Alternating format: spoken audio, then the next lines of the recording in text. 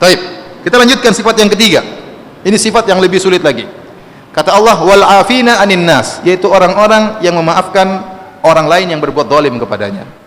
Ini sifat wal afin, senantiasa memaafkan. Sama Allah juga mendatangkan dengan isim fa'il, wal afina anin nas, yaitu senantiasa memaafkan orang yang berbuat zalim kepada dia. Saya katakan kenapa sifat ini adalah sifat yang sangat berat. Tapi barang siapa yang memiliki sifat ini, maka dia adalah orang yang bahagia. Ini sifat mendatangkan kebahagiaan. Karena dendam itu lawan dari kebahagiaan. Suka dendam, suka emosi, ya, suka suudzon kepada orang lain, hasad, ini semua lawan musuh kebahagiaan. Kalau Anda tidak bisa membersihkan hati Anda dari sifat-sifat ini, dendam, emosian, suudzon, berburuk sangka, hasad, Anda tidak akan pernah bahagia. Anda tidak akan pernah bahagia. Di antara sifat yang buat orang mudah untuk bahagia adalah sifat mudah untuk memaafkan. Namun sifat ini memang susah. Hanya dimiliki oleh orang-orang yang dadanya luas, dadanya lapang. Oleh karenanya Nabi Musa alaihissalam waktu berdoa kepada Allah Subhanahu wa taala, doa yang pertama dia minta, dia mengatakan Rabbi syrah li sadri wa yassir li amri.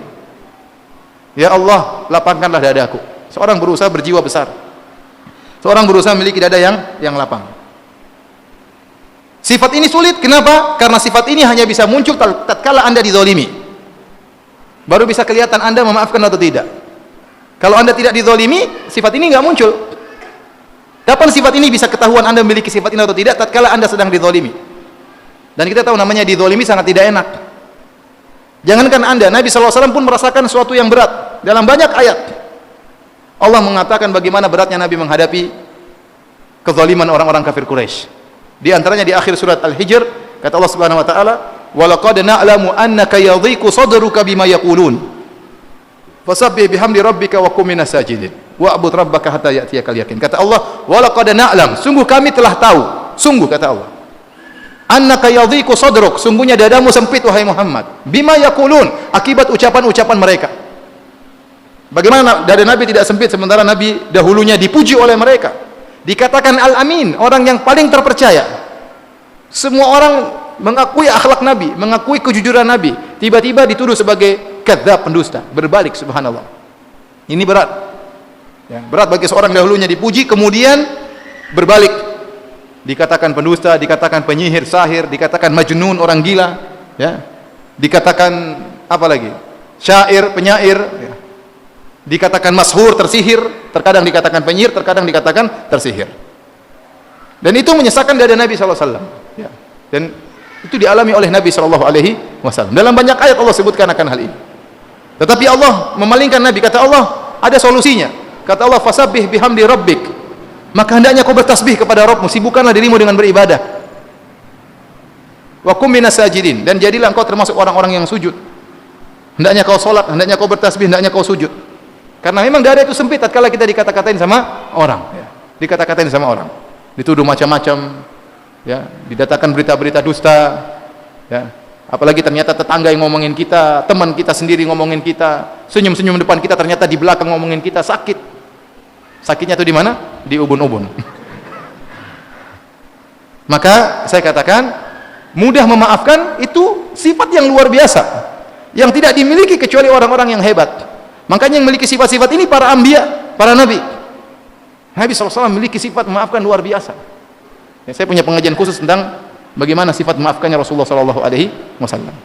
Tapi maksud saya, orang-orang inilah yang bahagia.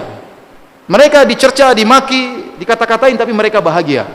Mereka bahagia. Kenapa? Mereka telah mengatur hati mereka untuk bisa mudah memaafkan. Tapi kalau Anda tidak mudah memaafkan, Anda tersiksa. Itu bayangkan kalau Anda suka dendaman, jengkelan, emosian, gimana mau bahagia? Kalau mau tidur ingat si fulan ngomongin saya gini, si fulan ngomongin saya. Ente murojaah apa? Murojaah kezaliman orang. Kurang ajar dia ngomong gini, kurang ajar gini. Ya. Ente lampiaskan, ente bantah habis-habisan, ternyata orangnya bantah lebih parah lagi. Wah, tambah tersiksa. Tapi kalau Anda, aduh, saya maafkan, sudah. Tidur tentram, nyaman, ya. Ketemu istri bisa senyum.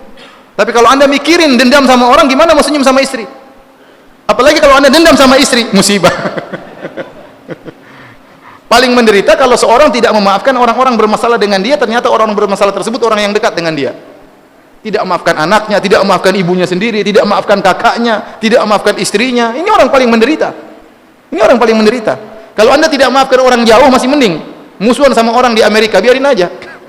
Enggak pernah ketemu, biarin aja. Tapi kalau bermusuhan sama orang-orang dekat kita kemudian kita tidak maafkan, kita hanya menyiksa diri. Makanya perkara yang paling menderita, yang paling menyakitkan tatkala kita bermusuhan dengan orang yang sangat dekat dengan kita. Paling menderita kalau suami lagi jengkel sama istri dan dia tidak maafkan istrinya. Paling menderita kalau seorang istri jengkel sama suaminya dan tidak maafkan apa? Suaminya. Kenapa? Karena ketemu terus. Apalagi istrinya cuma satu, itu aja ketemu lagi. Paling menderita. Maka ikhwani fillah akhwati fiddin azani Allah wa iyyakum, kalau Anda ingin bahagia, jadilah orang yang untuk mudah maafkan. Kalau Anda mudah maafkan teman Anda, maka orang terdekat lebih mudah, lebih utama untuk kita maafkan. Kalau Anda bisa maafkan teman Anda, maka istri Anda harus lebih utama untuk Anda maafkan. Suami Anda lebih utama untuk anti maafkan. Ya. Jadi ini sifat yang buat kebahagiaan pada diri seorang, mudah maafkan.